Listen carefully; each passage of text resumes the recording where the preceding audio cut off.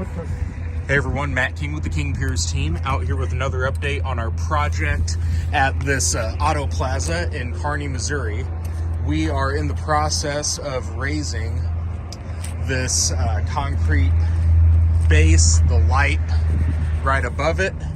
So you can see right here, we just started lifting maybe 5 minutes ago, and we are reading level on the base here. So probably just a few more pumps to make sure everything is locked tightly into place, and then we'll be ready to encase with high strength concrete, and that should be about it. So looking good up here.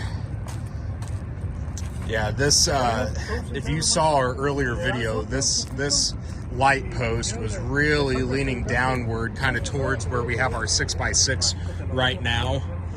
So looks like everything, it was a rather deep dig to get underneath it, but with our King Pier methodology, we've been able to raise this back up to its correct level elevation. So yep, we should be able to get this wrapped up here later today. So stay tuned for the final updates once we get everything done up here. King Piers, 816-288-4373. You can also go to our website, kingpiers.com.